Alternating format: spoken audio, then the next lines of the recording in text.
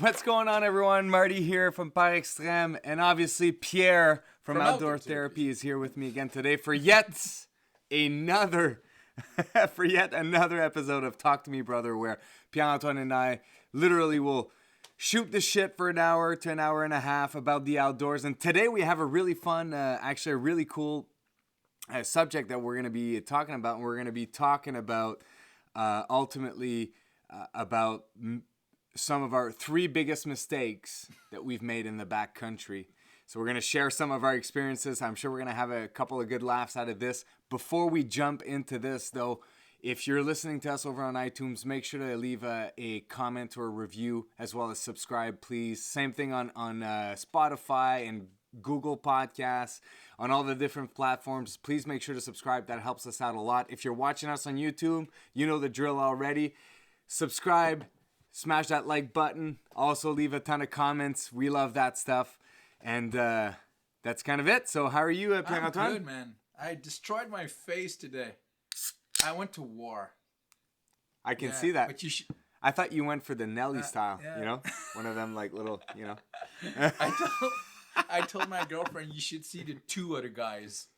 But no, really, it's the dumbest thing. I was setting up like some cables for my Scarlett, which is a soundboard, and so I was just under my desk, and I just moved up too quickly, and I hit my face on the corner of my office, and it just opened, you know, big cut on my face, and I was like, okay, that was brilliant. That's gonna leave a scar. And did it knock you out? It did a little, to be honest. It's just it wasn't such a big impact as much as it was a big surprise. It's the I was just like, what? Yeah, but the location of where you hit yourself, like, did you feel it in your knees? Like, did you hit hard enough that you felt your knees kind of buckle? I was already on my knees. I was under the desk. It happened to. Yeah, you're right. Yeah. But yeah, honestly, I could see my knees bending a little on that kind of impact. I'm no boxer. Yeah. I'm no MMA athlete. Like, I never got punched on the face. I don't know. You know, I'm no warrior in that. I just don't know. I just know that I got myself good, and it's going to leave a scar and a good story when I'll tell people whatever story I tell them. And for sure. Speaking of stories, I made you wait a little bit tonight because we had an event at the house, and it's a pretty fucking funny one. So Charlotte, since we've been quarantined, Charlotte has officially lost her third teeth. You're keeping the tooth fairy or busy. Third tooth? Is that what? Yeah, right. So, anyways, so she today. It's so funny because now she's excited to rip all of her teeth out just to show to have the tooth fairy come around. It's not good, bro. So anyway, and I've been telling her like, it's good. Well, I actually don't know. I'm not a doctor, but I had heard that it's good for the kids to play with their baby teeth so they fall earlier than later. Okay. So it provides more room for the other teeth, and just so that they grow more straight. Maybe this is completely wrong. I don't know. Dentist. I heard that once and it made sense. Okay. And I went with it. So I've been telling her, like, don't hesitate to play with that, especially your eye tooth. Those were the teeth coming out. Anyways, she comes out of bed. Nat and I are just like laying down in bed chatting. End of the night kind of chat, and she comes running after, like, in our room, and she's like, "Oh, I heard my tooth crack." And I'm like, "What are you talking about?" It's like, "Well, I've been wiggling it and it cracked." She kind of opens her mouth, and I kind of go for the tooth, and I swear to God, it was barely moving. And all she does, she's like, "No, it did." She goes, she puts her nail in there, and then she legit just fucking rips it right out. And I'm like, "Did you just pull your tooth out?" Jeez. I'm like, "Dude, that thing was solid." And she's a savage. And then she starts laughing and smiling. And then, when you lose a tooth, especially when it's not time, it's blood, right? Man. It's like full smile, full of blood, just like... Dude, it was so... I swear to God, that thing was barely moving. And she just went like Ron Swanson on us from Parks and Rec, just like... just fucking plucks it out. She looks at me, she's like, "Look, I did it! She's such a badass, I don't think she was expecting that thing to come out. Wow. Oh, she wanted the tooth fairy to come around, so No shit. that was tonight's event. So I had Man. to figure out what I was gonna do. Seriously, man. I'm kind of scared of your daughter now. She's more badass than me. You I should. I guess I you will. should be. I'm not gonna lie. Yeah, I'm gonna be scared on the next trip with her. I'll be like watching my back when I sleep and all. She might come and try to see if it works on me too. Yeah, you might have. Man. But that's But yeah, it was just so funny how I went in there and I'm like, oh, it's not moving. It's not gonna fall out, and she literally rips it out. Ron Swanson style. Oh man, and then she made a necklace with it. Anyways, yeah. But How are you holding up at home? good. I'm Things good. are good. I'm really good. I had the chance. Are you work is ramping up? Yes, big time. Honestly, big time for people at home. I'm working in the education system, so I'm working in a school, and things are we're getting prepared. And next Monday, it's really the kickoff. Seriously, it's like phase 2. We're going hard, and a lot of meetings, a lot of thinking to try to find a way to make it fair for every kid, because it's not every kid that's got the same technology at home, the same internet speed, the same stuff of just equipment wise that's available to them to be able to do all the stuff we want to do, right? So we got to take that in our mindset and figure out a good solution for everyone. And my job is specifically is like, I'm not a French teacher or a math teacher. I'm the fun guy at school that makes huge events, that make sure that the kids will remember that their high school is super cool. So what do we do now that we're not allowed to make events, that we're not allowed to make groups and stuff like that, but we still want to give them a sense of purpose, a sense of joy, a sense of, oh yeah, this year was still good. 2020 was still great, people. That's my goal. I want my kids to feel like that at the end of the year, when I published my first video of the year, or my pre 2020 video of the year to launch our YouTube channel, my YouTube channel, and I said 2020 was going to be a huge year. I never thought it was going to be that kind of year. Fuck. All I wanted was a YouTube channel.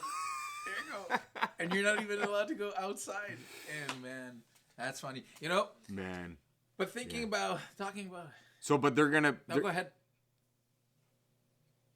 No, well, I'm just trying to add on to what you were saying earlier. So they're trying to put you guys, all of you guys together to figure out what's the next step. How can we still entertain the kids? How can we still offer some kind of programming, some kind of activities, live events from afar, whatever that might be, right? You got it all. So we're trying to figure out the best technology, the best ways to do it, the best way to give the information to the kids, because believe it or not, kids in 2020 don't look at their emails.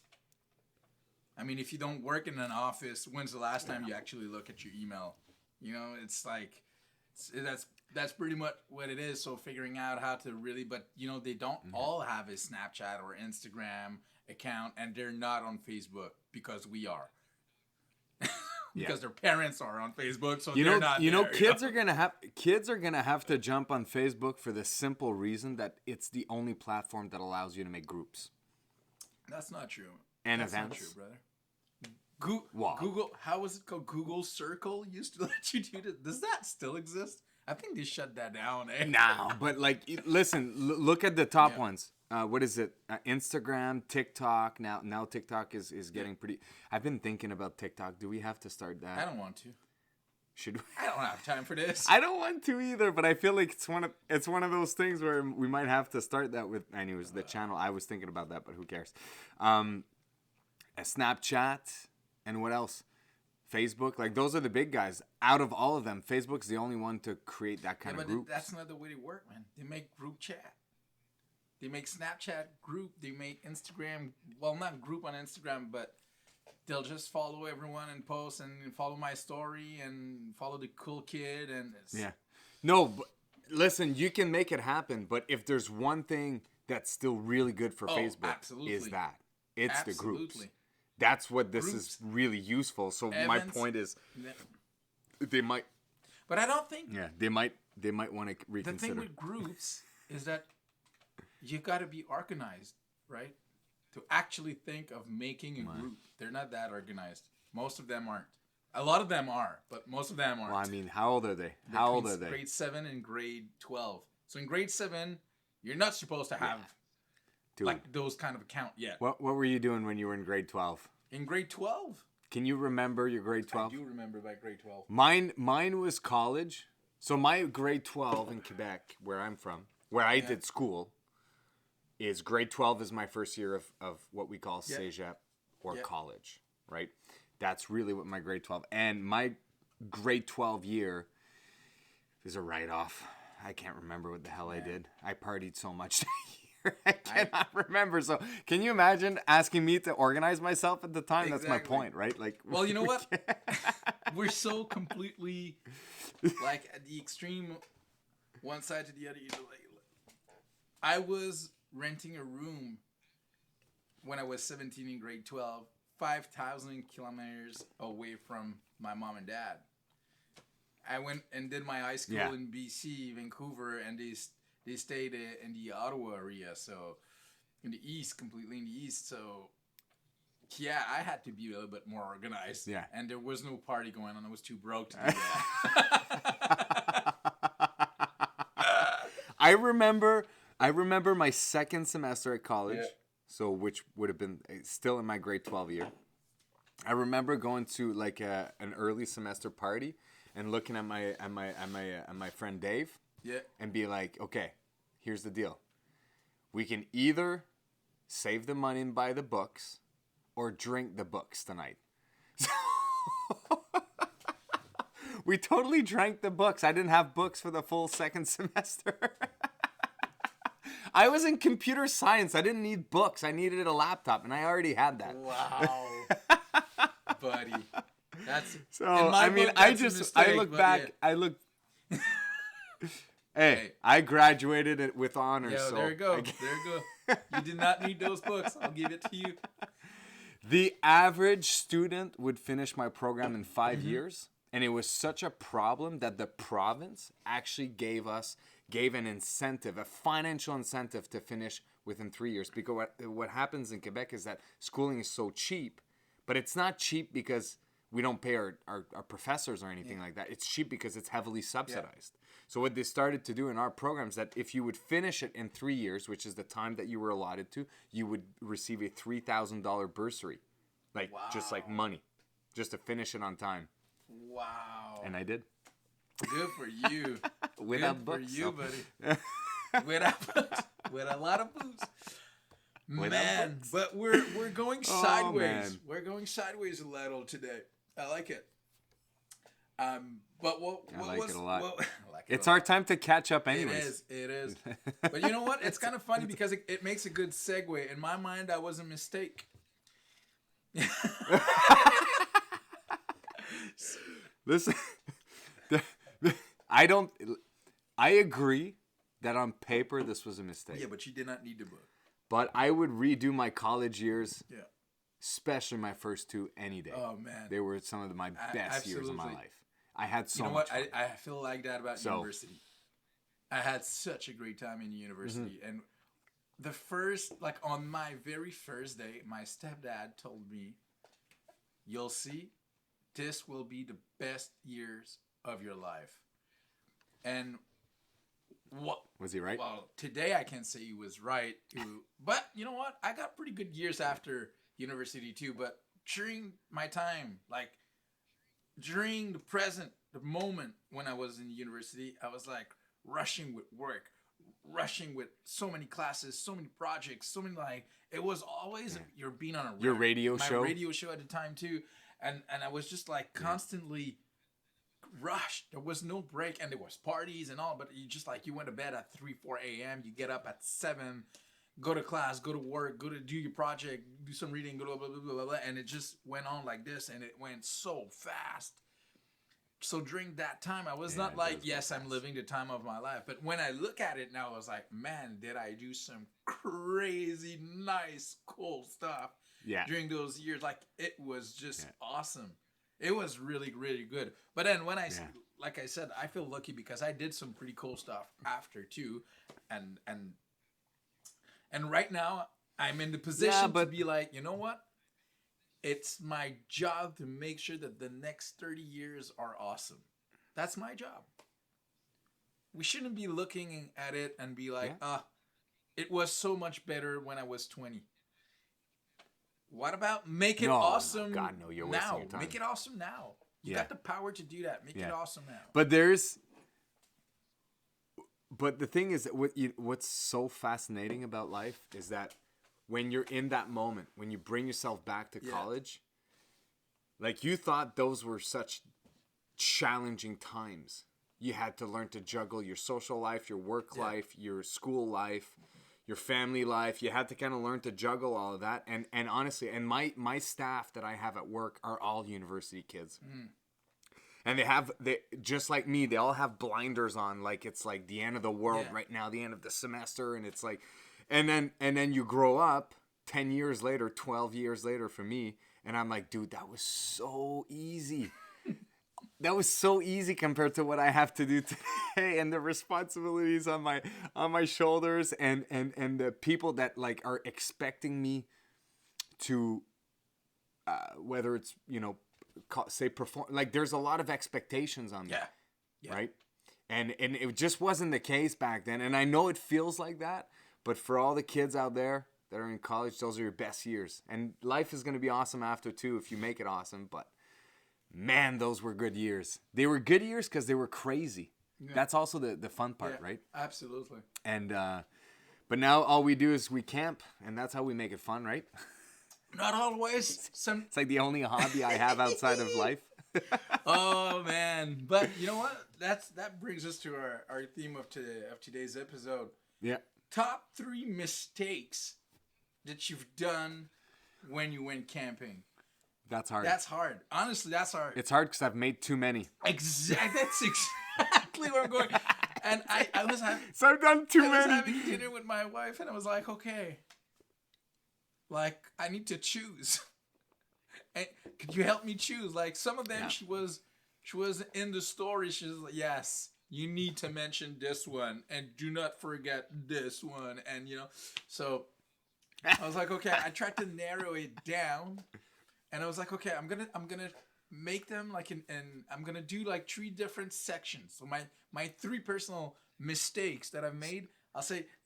So how are you exactly, separating this is where I'm going. So I'm gonna do like a mistake that I really like. It's me. It's really me.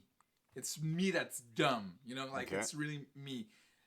Okay. The second one is gonna be like, oh, I should have thought of that. It's not just like, oh, I took a bad decision. I did not think of that.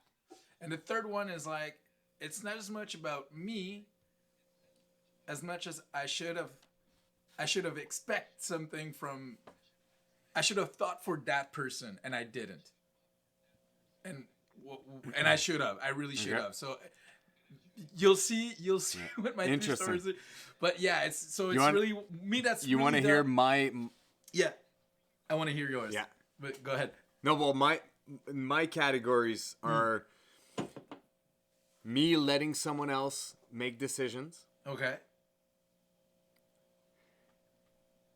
Me miscalculating. Oh, that's a good one. And my ego getting in the way is the third one. Oh, that's interesting, buddy. That's interesting. So I don't know if they're my worst mistakes out there, but they're kind of like my categories. It's like these 3 little things there. You know what I like? I miscalculated. I should have taken that category. Like one of my stories totally fit with that category. I totally. Yeah, there you go. That's great. Do you want to start? Yeah. You sure? Yeah. Okay, I'll start with mine. Mine is a good first story, anyways. Okay. So. We're going back a long time ago, but it's a lesson I learned really young. And that lesson was, I want to say I was somewhere 9 or 10 years old. Okay. So the theme of this one is I let someone else make decisions for me in a sense that, I wasn't the leader of that, obviously. So what happened is my dad and I, So my dad wanted to bring us in the wintertime in the Parc Papineau-Labelle, which is not far from here. He wanted us to cross-country ski to a cabin and sleep there as a family and come back. Okay. Right? One of those things. Full pack, everything on our backs. So far, pretty straightforward. So what happened is that my dad was like, let's go scout the place a week prior. So he comes home on Friday night or what? It was a Friday night after work. It's like, you want to jump in the car and go out there? I'm like, yeah, fuck yeah, right? I'm down for anything. So we go out there to ski, and wintertime, it's dark by what, 5:30. So we go out there. We don't know the trails. There are no GPS satellite communications 22 years ago, right? Or none that are useful. No compass. No headlamp, cause I think what happened is I think my dad thought it was pretty straightforward, like the Gatineau Park. Yeah. Like in the Gatineau Park here, where I do most of my training, it's pretty hard to get lost outside of the trails. Yeah, you can get lost in the trails, but like to go off trail and get lost, you got to be borderline dumb, like, or really not paying attention. So we went out there.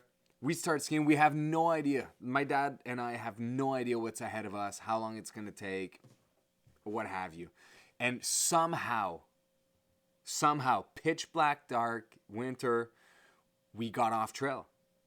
Ugh. We legit got off trail of the cross-country ski. And now, when we realize that, we're in the woods. I've got my skis on, and I'm like, dude, there's no more trails anymore. And my dad's like, yeah, I realized that 5 minutes ago, right? And we're kind of, so now we're lost. We're off trail. We don't know these woods. Well, you could just There's no signs. No? There's no compass. No, because it was one of those snow that it was hard and crusty. Oh, so there was no trails. And we had no headlamps. Oh boy. There's no trace because we're on skis too, so we're floating on top of all of that, right?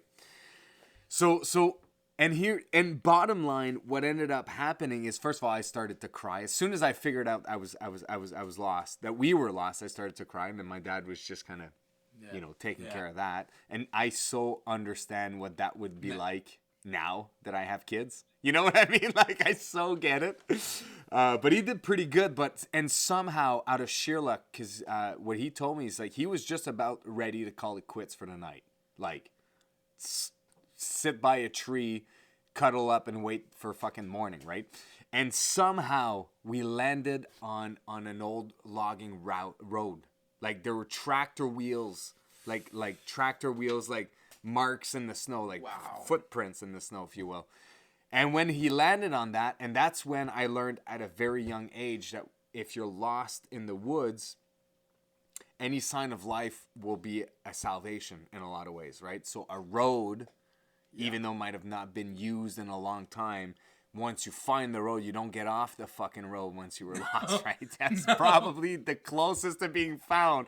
But these are lessons I learned at like 10 years old from being lost in the woods with my dad. Like, it might have only been 10 o'clock at night, not super late, but still, right? Winter, cold, dark. So really the value in all of this is, lack of that I've learned is lack of preparation, lack of understanding where you're going, lack of GPS satellite communication or map and compass I think we had a map, like a printout, like not a map, like the guy had kind of marks, like, okay, these are kind of landmarks that you should cross. But so I let someone else make the decisions for me, in a sense that I didn't prep anything, right, going into this, nothing. And I would never do it again like that.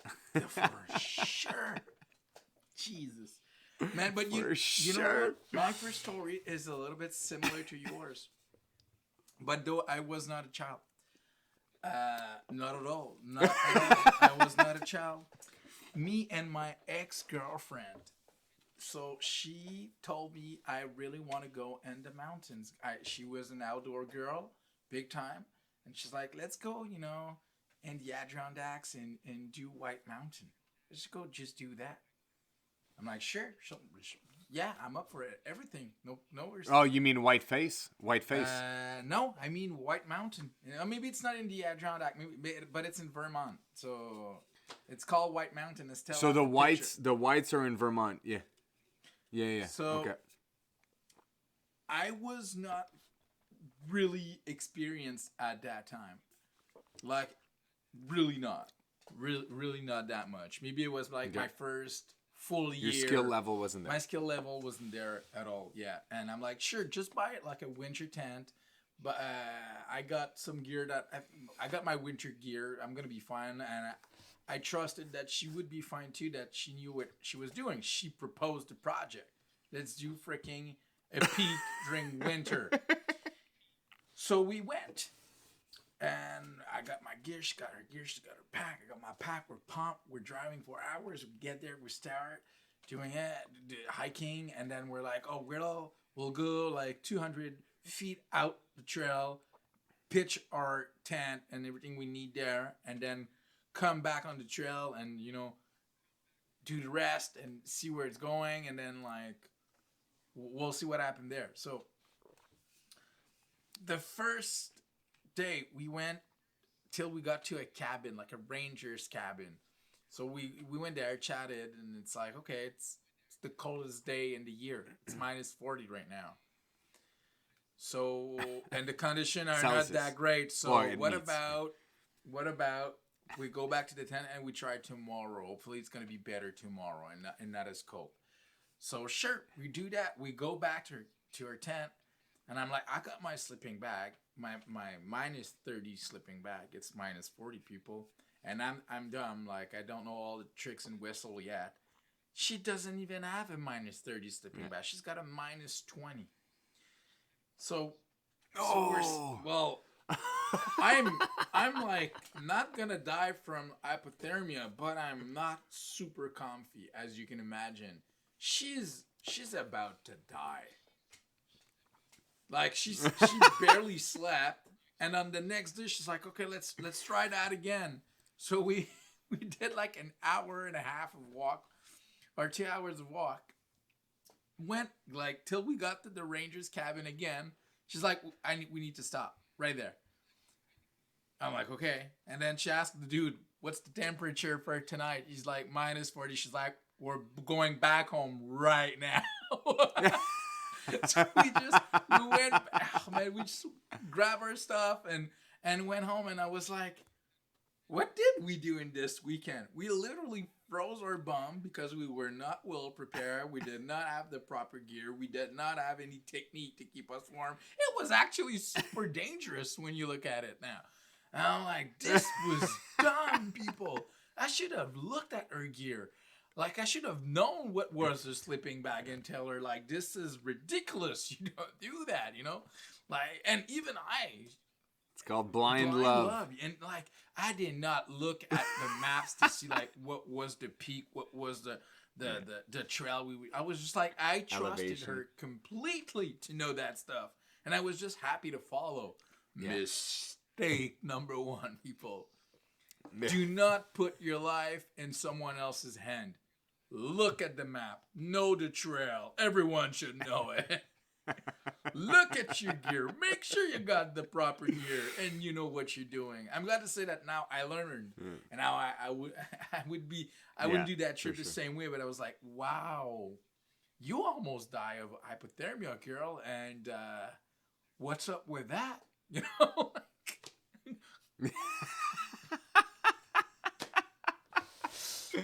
Oh man. So that was my first one too. Yeah. We definitely all have our first attempt at climbing a mountain. This is maybe that'll be for another time for me, but yeah, it's always because it's just so different than any other camping you've done. There's nothing. It's very different. There's nothing like it. Yeah. There's nothing. You know what? Maybe there's one thing. Yeah, it requires a certain amount of. Maybe there's one thing, but I don't know because I've never done the through hike. But I imagine it takes the same like mental strength and depending if you do it like us with 55-pound of gear on your shoulders, and what section of the through hikers will still climb mountains. They do. You're right. They do. The through hikers will they'll still summit a ton of mountains. So no, they're definitely into it. No, there's just through hiking is probably way harder than just summiting a couple of summits. But the reality is that in terms of camping, like you can go backpacking. Yeah.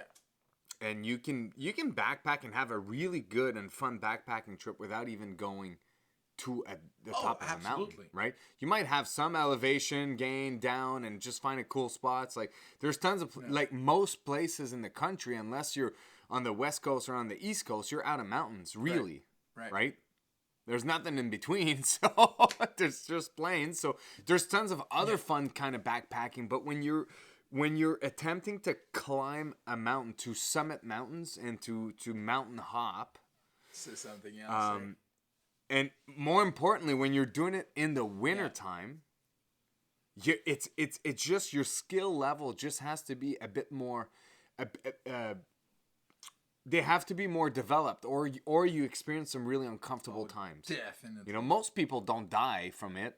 But the reality is your skill level makes a huge difference in your comfort level as you go through that, right? And the thing is, the scary thing is, we wouldn't have had. Yeah, we didn't have that much fun last time we went in the Adirondacks, not doing what we did, for sure. But where I was going was about like, there's a lot of people that after one bad experience, they will not try it again.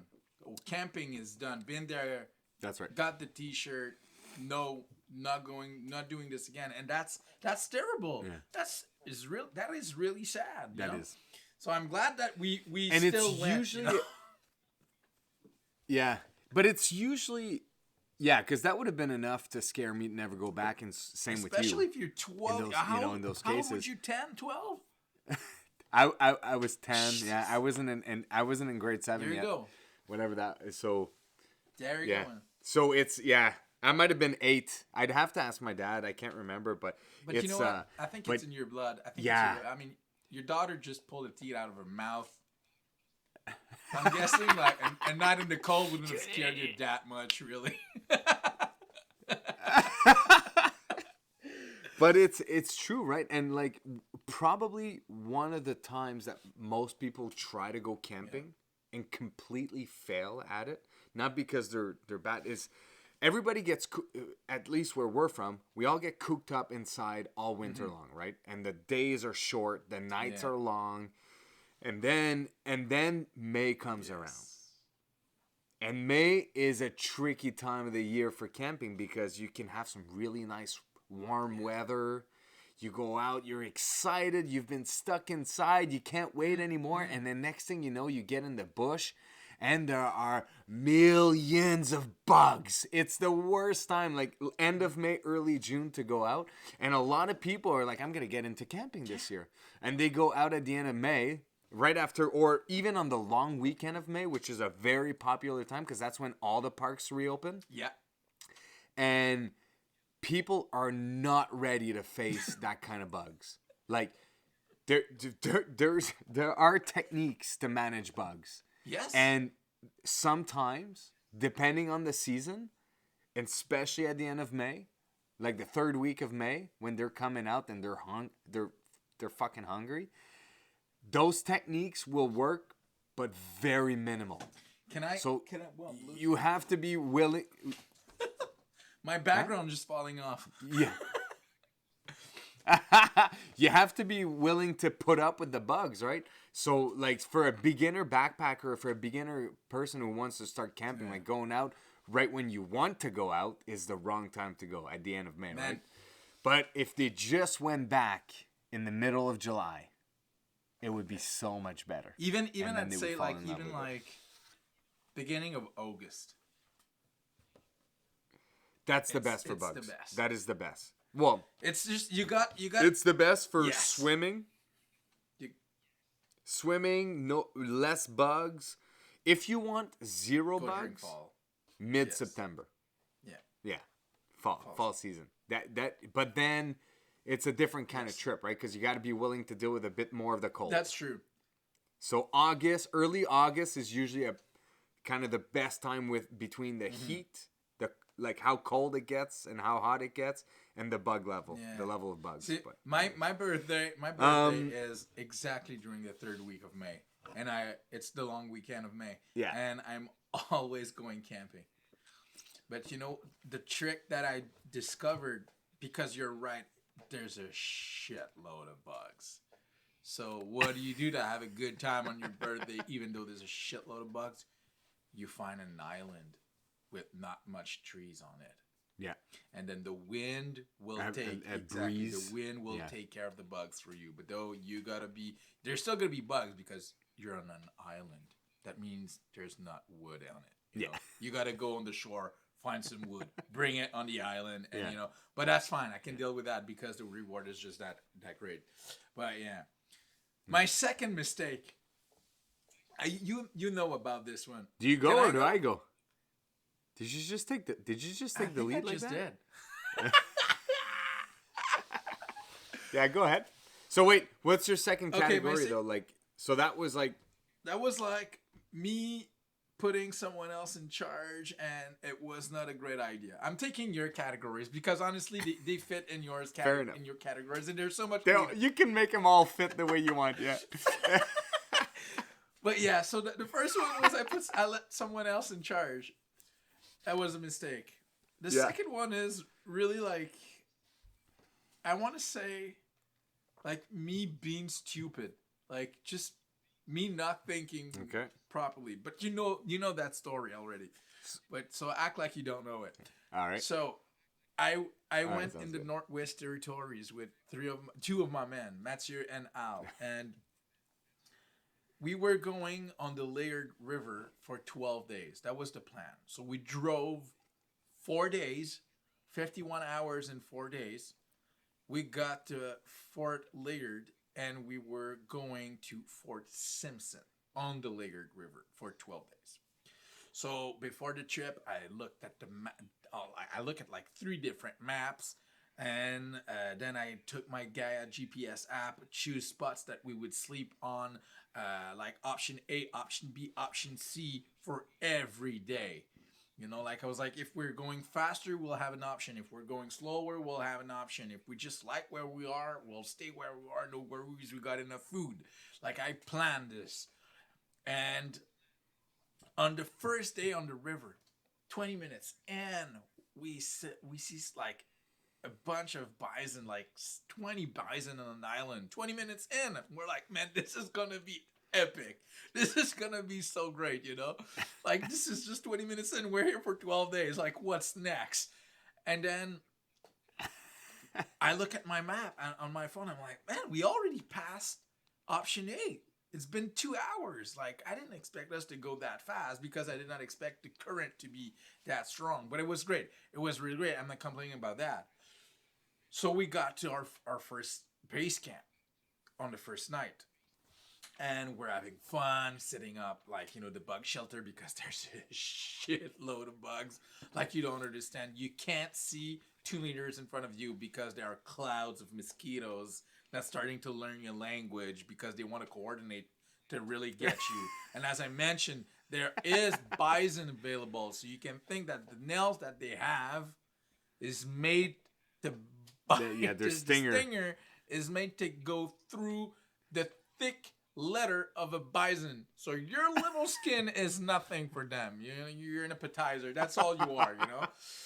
So anyway, we're setting up shelter, putting some music on because the trick that we thought is, we are in the wild, okay? So we need to make sure that animals, bears, stuff like that, they don't want to come to us, right? So we're making noise, putting music on, talking loud. This is the way we're going to do that. Then I look at my phone. I'm like 10% off. Like 10% left. I'm going to charge my phone, guys, you know, because the phone is, it's the phone, it's the map, it's the music, it's the camera, it's everything, you know. We each have one, but it's everything. It's a lot. I'm like, where's the battery pack? Jeez. Guys, where did you put a battery pack? You know, we each brought one. Like, where's your battery pack? Well, we all put them in the same dry bag, right? Like the purple dry bag? Yeah, the purple dry bag. Whatever, like all the cables, all the battery packs are in there. That way, if we like, you know, if shit went to hell and we went to water, the battery bags are good. I'm like, oh, Jesus Christ. That bag, that dry bag is in my car right now. Because for the drive-in, as I mentioned, we drove 51 hours in 4 days. So I had an iPad with movies on for the boys to watch. And then when we got at our destination, I was like, oh, I'm not bringing the iPad on the canoe trip. I'll put that in the bag and put it in the back of my car. I didn't think there were the battery packs and the cable in there. It's totally all on me. Like, it's really dumb. I should have looked at, before we leave shore, where's the battery? Because this is like a survival item, a critical one. It's the map, it's the phone if someone gets hurt. It's because you have no map. Because we have no map. But then, so that created a little cold, I'll say, during the night. Like, everyone was like a little bit anxious now, a little bit stressed. We're like, okay, let's go to bed and like just take a breather. And then the next day I was like, okay, guys, we know that we did 42 kilometers in 7 hours. That's our pace. That's a lot. Yep. That's but a lot. The river, the current is insane. Yeah, the current was like. So that's why you couldn't go back no where you came from, right? Up the river. No way. Yeah. But I was like, it's a river. I know because I looked at the layout of the river. There's no like branch that could make us go off the main river and in the country, you know? There's none of that. Like, one side, the left side of the river is the freaking Rockies. So it just gets better and better because you get closer and closer to the Rockies. It's just magnificent. And then it goes straight, and the river will join the Mackenzie River, which is the biggest river in Canada. It's huge. It is huge. And we all know that Fort Simpson is literally at the junction of that. So the second we will get there, guys, we know we're at our destination. We cannot get lost on the river. It only goes one direction. We know the first Y you get, you know you're at the end. The first intersection is you're at the end. So now we know that we know our speed. We know how much K we do in a day if we keep, and overall if we keep that speed. We know the length. We knew we had to do like between 4 and 450 K about. And as I mentioned, I thought we were there for 12 days and doing like not 42 Ks a day. This is not the speed I expected us to do, but this is what we've done. So I was like, okay, let's just make sure that no one dies or hurt himself really bad, and let's enjoy this like the way our grandparents would have done it. You know, no GPS, no phone.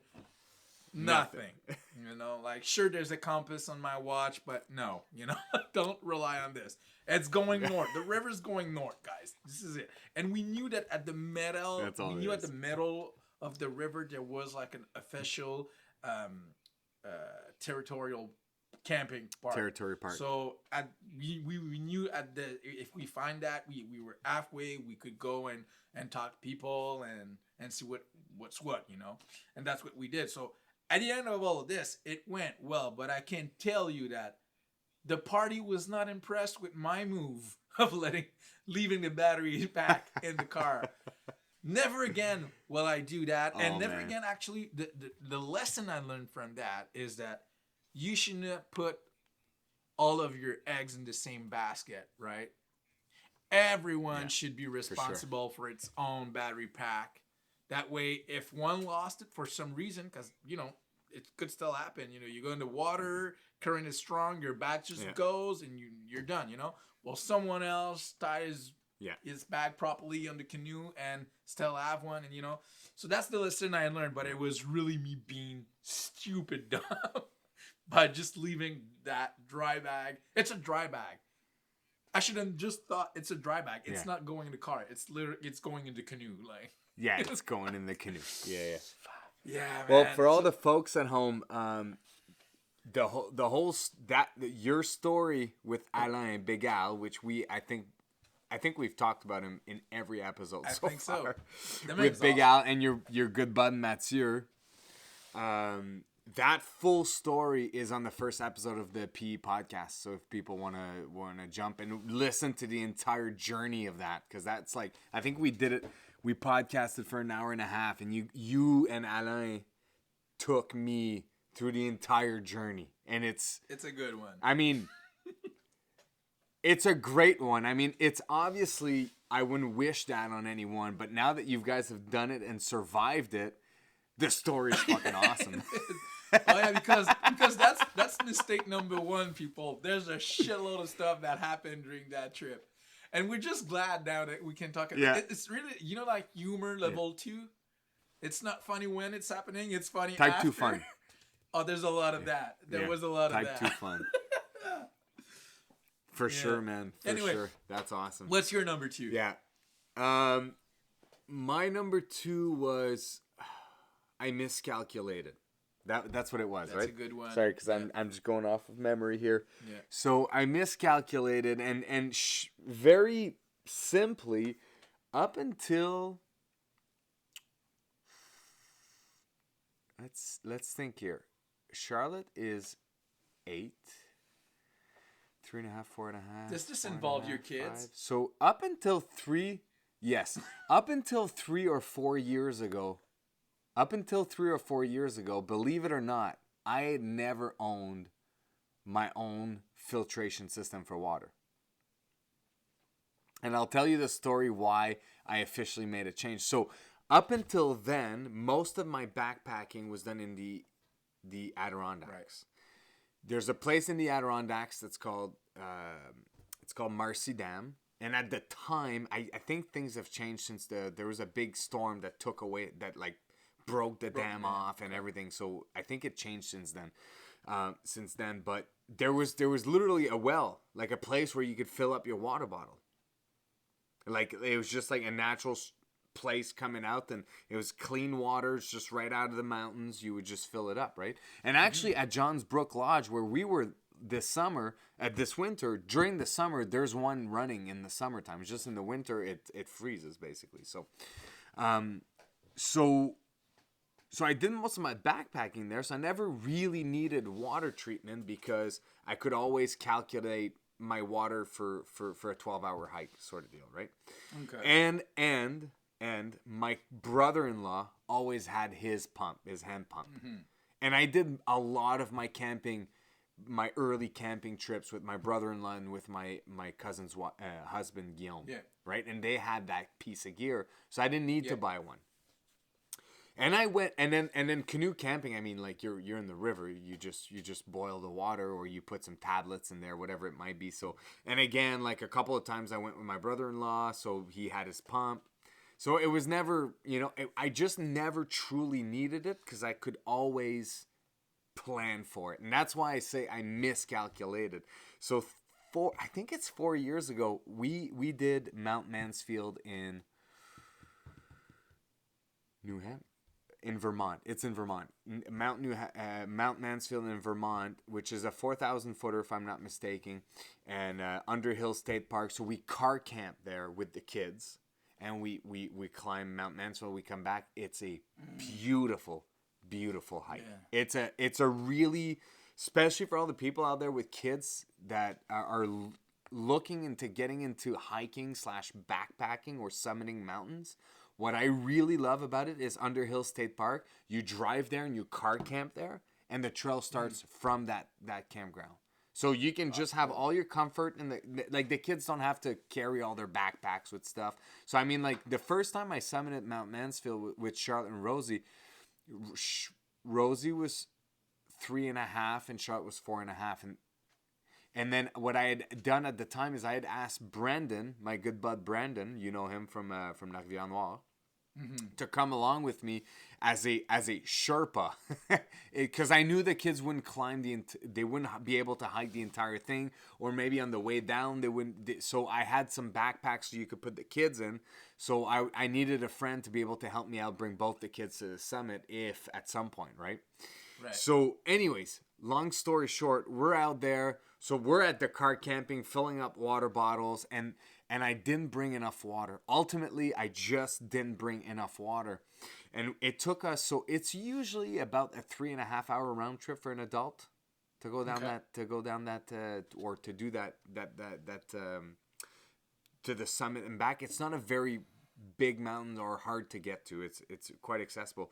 So 3.5. We spend usually with the kids about 7 to 8 hours on the mountain. Okay, because it just takes forever, and the goal is for the kids to it's for the kids to climb the mountains on their own. Like I can throw the kids on my back and run up the mountain if I want, but that's not the purpose as to why we're going car camping at that place so we can go up after, right? It's to kind of let the kids go up, and so we climb up, we make it to the top, no problem. Oh no, that's the year. Okay, now that makes even more sense. I forgot a very important part. The first night we get there, I get waken up at 3 a.m. by Charlotte, who literally starts crying, gets up on all four, and vomits in her sleeping bag in the tent. Oh. Like, literally, she's on all four and vomits, like, in the sleeping bag. It's 3 a.m. Dude, it's 3 a.m. And I'm like, what the... Right? So I take this sleeping bag. I go outside. I kind of shake it off. I give her mine. So, this poor sucker. And it's at the end of May. We always go at the end of May hiking with the kids. I told you guys not to do that earlier, but we're seasoned hikers. It's at the end of May. So I have no sleeping bag left. And then hers is kind of like, it's out of commission for now.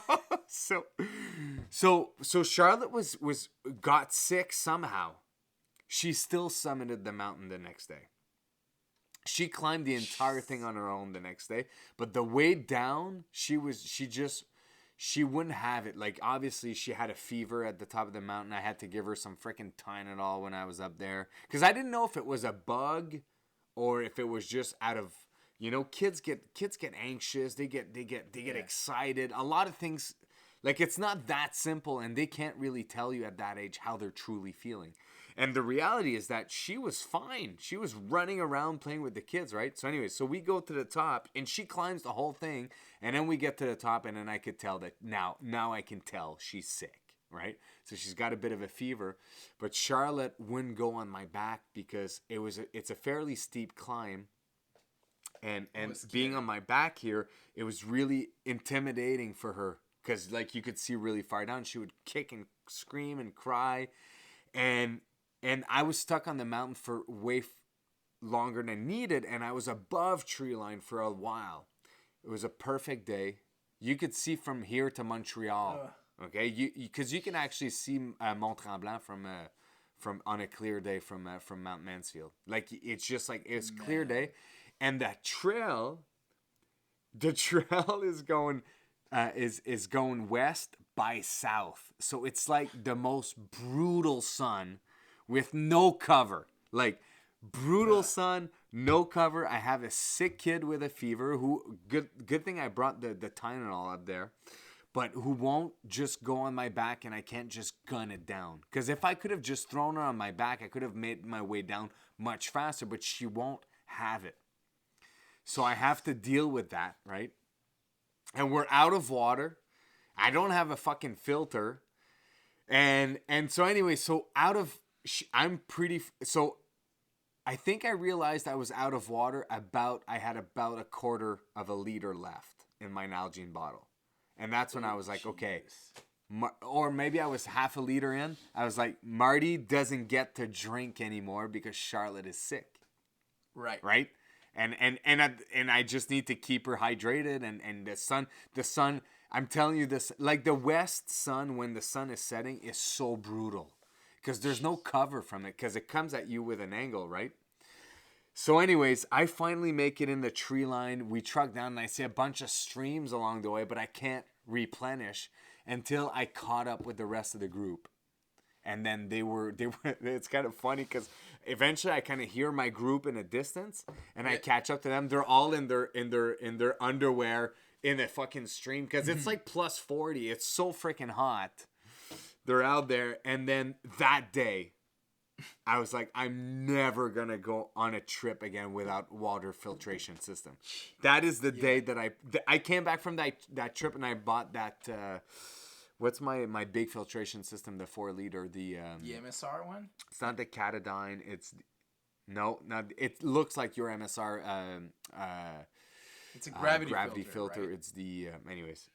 It's a gravity filter, and it's a really good one. I really like it. But that was me miscalculating how much water I needed to carry and being plain old cheap. And I'm never, ever going to do any camping trip of any kind without some way to filter my water. Not even pills. Well, pills in the summer, that's fine. And the winter, sorry, that's fine. But 3-season, never will I do that again. I was pretty fucking dehydrated when I got to that stream and someone could pump water for me. It was time. It was time for me to have a drink. Jesus, bud. Yeah, that was a good one. Mistake number 2. It is a good one, especially, man. It's hard enough to go through that. It's hard enough to go through that on your own. Add the element of dealing with a sick kid on my back. Yeah, that's big. But that's why my channel is called Par Extreme. Right. Extreme Dad. And these stories are not part of the channel because I started the channel too late. I should have started, like, forget the weekly episodes. All of my trip videos, man. Yeah. That's my only regret is I should have started that way earlier. So I could have like a real cocker. People would have said you were irresponsible to bring kids without a water filter. I gotta be the dick one and say it what's up with that, brother? What's up with that? Well, there were people in my party that did have it. It's just we got separated. Okay. But at the same time, I don't, Yes. But it's a mistake. Yes. You've learned. I'm never doing that again. I am never doing that again. Yeah. What's your third one, man? My third one is in the category of miscalculating. So I like a good challenge once in a while. And this time I was just joining a couple of friends. They told me they're on a specific lake. I don't want to name it. And they were like, okay, we're going to be at those coordinate, come join us when you join us. That's pretty much easy. And I was like, cool. And I'll bring my girlfriend, by the way. Oh, yeah, bring your girlfriend. Like, all the boys brought their girlfriend. Bring your girlfriend. Just the more the merrier, An extra box of wine. My pleasure. I'll bring it. So I look at the time. I look at my watch. I look at the map. And I'm like, babe, we're gonna go and enter the lake during nighttime. We're gonna do our entry during nighttime, but it's okay. It's okay, cause I look at the map. It's a straight line, pretty much. We follow the shore. It's a straight line. We'll go. There's gonna be an island to our left, and then the shore to our right. We keep in the little canal there, and they're at the end of the canal. And the boys are so great. They'll put even like light stick on a couple of the trees during the way, so it looks good. It looks like super like Lord of the Rings style when you come in. Like it's gonna don't you worry, girl. It's like, okay, I trust you. It's like a first time going or like second time going with a canoe for new kayak, and it's the first time I do a water in 3 during nighttime. But I am just so confident, so confident. Yeah. And then, so we're paddling.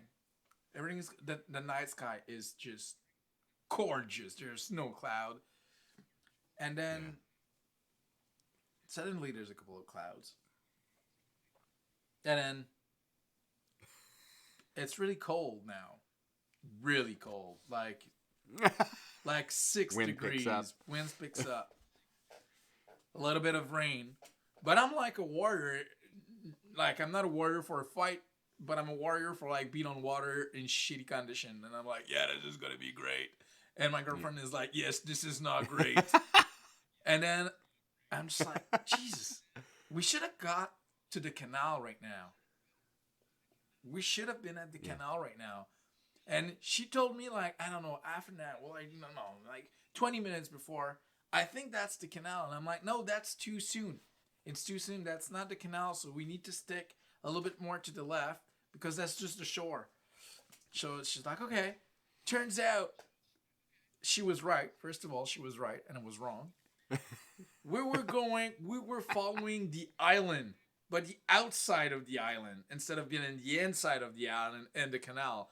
So at that point, we were outside, and finally, I got some reception with my radio, and I radioed in my buttons. And I was like, where the heck are the lights you told me you would put up? Like, and they're like, they're up. Like, what do you mean? You should see them. I'm like, where the heck are we? And then I figured, oh, crap. We're on the wrong side of that island. And it's a huge island, people. It's a big one. So my girlfriend was not okay. Like, she was cold. She was really, really cold. She did not have any more energy. She was like, her morale was really bad. And it's all my fault. At this point, it's all my fault. It's me being a dumbass. I should have just just map it on my phone and just follow the GPS and get there, you know? But I was like, no, I don't want to, I'll just do it like a man. This is stupid. Never do that. Follow the North Star. Exactly. Don't do that, people. Don't be a dum-dum like me.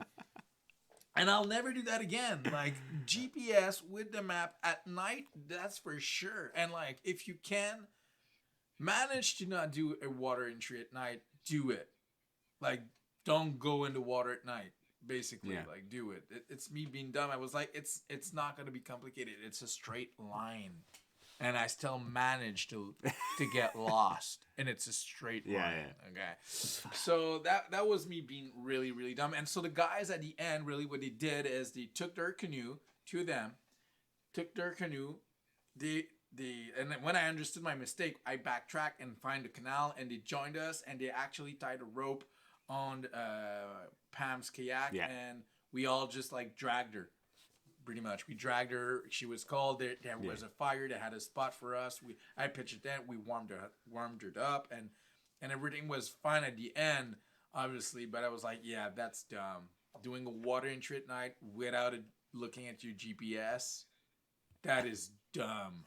That is just pointless. Dumb. And it's certainly not the way to get your girlfriend to want to do more with you. I don't want to go in the doghouse again. But basically now my girlfriend, it needs to be 25 degrees Celsius with no bugs and like a place where I can swim, where she can swim with no like green stuff and like algae and just nothing in the water that can make like it needs to look like a pool, seaweeds and stuff like that, you know. It needs to look like a pool basically. Yeah, so conditions have to be perfect and then she'll come. No worries, she'll come. But yeah. So yeah, that was a stupid mistake I've done lots of years ago. Man, yeah. All right, well, I'll bring it home with my last one here, and my last one. I said the theme would be my ego got in the way, and you know that story very well. You were with me when I did that, and I've talked about it way too much on my channel already, but it's a huge part of the reality I'm faced with now every time I go outside is the two winters ago, not this winter, previous winter when we were out in the Adirondacks and I froze my toes off so bad. Yeah. So for the folks at home that didn't know the story, you can first of all that trip is on my channel right now, as well as the sequel of it, which was this year, is on there, and I talk about it again in there.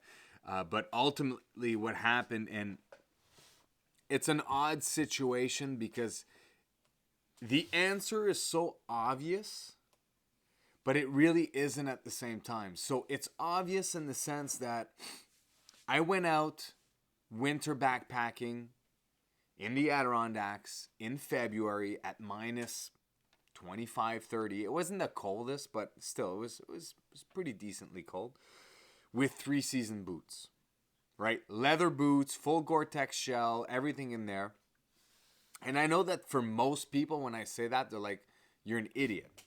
And I'm with you on that because I lived through that already. But the reality that most people don't understand is my entire career in the mountains in the winter up until this year was my first year, I always went out with 3-season boots with extra sock insulation. That's how I always rolled. I never had a problem. I mean, I summited. Most of my backpacking experience is in the middle of the winter. That's when I do my backpacking. So as obvious as this is, it's not an uncommon behavior for me to repeat what worked in the past when I went out. right? But the difference, and now that I look back, I think what must have happened is I think I cut the circulation to my feet. These boots, although they had lived through another winter trip before, they were done. much tighter, smaller than what I'm used to. And the thing that I don't understand is the time before when I went, I guess it was only -10, so it just wasn't that cold. Yeah. It didn't affect me. But when it ended up happening is I think that I basically cut the circulation off of my feet and basically I froze my feet off and I could never warm up my toes. And for just to make a short story, after a long day, so we were out there for 3 days, 2 nights, 3 days. Each of those days we hiked a decent amount. We did. Right? But the second day was probably a 10-hour day. And I started with frozen boots, right? Because in the wintertime, that's kind of the deal. They freeze at night. And then I put my feet in there and they got cold immediately. And I never warmed up from the morning until I took them off at night. And I said my ego got in the way because that's really ultimately what ended up happening is I knew my toes were frozen all day long, but my ego just wouldn't let me stop. Because I had a plan in mind, right? I was like, it'll be fine. They'll warm up. But like 6, 8 hours, 10 hours into it, I take my boots off. My feet are pasty white. My toes are pasty white, just on the verge of turning black. And so I froze 6 out of my 10 toes.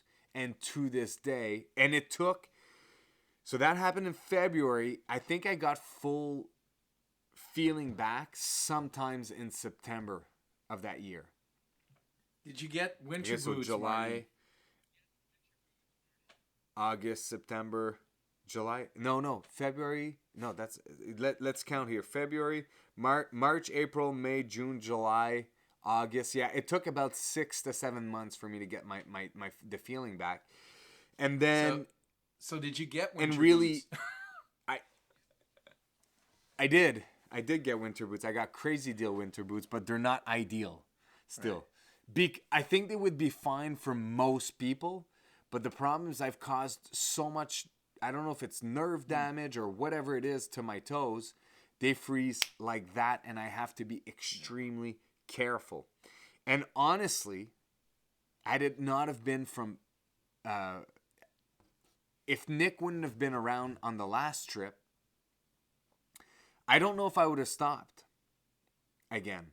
And I know this sounds silly, but like we were on our trek up to Haystack, and I had my goal in mind, I had my plan, and we're just trekking, and I could feel them kind of warming up, kind of getting cold, kind of warming up, kind of getting cold. And let's be honest, it was a -40 day. Yeah. It's hard just to stay cold, period. Like it's not a good reference point for my boots because it was -40. You know what I mean? But the point is that I was kind of coming, and then Nick couldn't warm up, and he had the discipline to say, I gotta stop. He's not gonna do what I did. And when we stopped there, and I took my boot off, and we warmed up our toes with warm like water in our Nalgene and the bivy sitting on the side, I got really worried because when I took my boot off, I saw the exact same foot that I saw the year before. The white foot. Yeah. Yeah. And so that is to this day, I believe, the biggest mistake I've ever made in the mountain. The biggest, because I will pay for this perhaps for the rest of my life, or at the very least what I've read is it takes about 8 years for the nerve damage to come back, if it'll come back from severe frostbite. And what happens is most people are like, oh, well, just don't let your feet get cold. Sure, but it's just a reality in winter backpacking. Like, it's normal for your feet to get cold and to warm up, right? Because your boots will be frozen in the morning. You put them on, your body warms them up, and then you get going. But the problem is I can't go from frozen to back to normal. I don't have that ability anymore, so I have to do a lot of extra work in the morning to warm up my boots so that I start warm and I can just maintain that warmth. Definitely. Man. I remember your face I remember your face when you were like, "Holy, not again, not again." You were not Yeah. happy. Oh, the second. Yeah. Yeah. No, I was not happy. I think you can see in my video, in my trip video. I definitely. think I conveyed that emotion I think you. from like the chipper guy that I can be to the like fuck. Yeah, yeah. And you know what? I think you. Yeah. I pushed you a little because I was filming too on that trip, and so that's interesting for people. You could see it like the same trip but a different perspective. But I choose to go and Yeah. talk to you with the camera on because it was like this is a real moment. And this is a real moment. Yeah. And I could see in your face, like, I could feel two emotion. I could see in your face, buddy, this is not the time. But I could also see, like, I see why you're doing this, so I'm gonna go with it. Yeah. No, it's part of the showbiz of it, right? Yeah, it is. And it is definitely. Art and it's also what provides the memories that we're putting together. Right? Like these if we weren't true to the emotions in the moment and we weren't willing to be in front of the camera, we would miss that 20 years from now when we look at them, right? Absolutely. But the emotion that I had in the moment is one of me being scared, number one. And second, and what I was scared about the most is for a split moment, I thought my winter. And I know it sounds like extreme, but I thought that my winter backpacking career was done. I was like, it's scary. I have $600 boots in my feet. Yeah. You know what I mean? Like, how is that not working out? And then I did more research and looked more into it, and I made some stupid mistake, right? Because another one I could have thrown in there is that from that same story is that my liner sock was wet when I started the day, and that was it. It's so funny when you look back, like you think about your you forgetting the battery packs, for example. Yeah. And you look back at it and you're like, that was so fucking stupid, right? That was so stupid. And of course I look back at your story and I say that, and you look back at my story and you would say that as well. That's so stupid. I said that to your face during the moment. Why did you start with But the reality is that you got it. But the reality is that when I was in the moment, as good of an idea it was for you to put your iPad in the dry bag where you didn't need it anymore, where everything else was in there. For me, I had a plan. And my plan was to not freeze. I was going to wear these liner socks, a plastic bag over top of those to keep the moisture from getting into my boots, and then my insulation layer. And then those liner socks didn't dry overnight in my sleeping bag. Yeah, because there was and too much now I stuff was in the left sleeping with bag. humid. Yes, I was left with humid liner socks, and I was like, well, the plan was to wear a liner socks bag, and that's kind of like a big flaw of mine. Like I have a plan usually, and that's why I froze my toes off in the first place. Is I had a plan, and coming off plan is hard for me. It really is. Ego Like gets that's in as the honest way. as it gets, right? Yeah. The ego gets in the fucking way, and that's that'll probably kill me one day in a lot of sense. But like, that's just what it is, and that's as honest as it gets as well. Like my ego, I mean, everyone's ego gets in the way. Not everybody recognizes it. You know what? And I like to think as much as I have it. I'm gonna call you on that on our all the trips that we're gonna do together for the rest of our lives. I'll tell you when I see something dumb. I'll just tell you, your ego. And your ego. And then you're gonna hate me, but you're gonna take a moment to look at it, and then you're gonna tell me, "No, I got a plan and it works."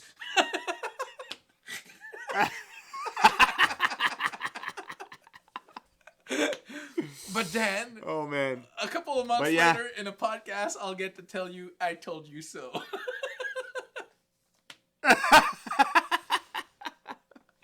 but I think that wraps it up, man. Yeah, it's a good one. Thanks, buddy. I like that one. I like it a lot. Thank you, man. And Thanks, you too. people, if you did like it, you should absolutely subscribe. Hit the bell notification so you don't miss the next one. If you're on Spotify, you leave a like. Also, if you're on iTunes, you leave a review. It helps big time. And please don't hesitate to tell us in the comment what kind of subjects you would like us to talk about. Because as you see, we've done a lot of stuff. And we're not afraid to look dumb by telling our mistake. Or we could say the good stuff we did too. On a different episode, but whatever the subject you'd like us to talk about, tell us in the comment, or you could also write us to talktomebrother@gmail.com.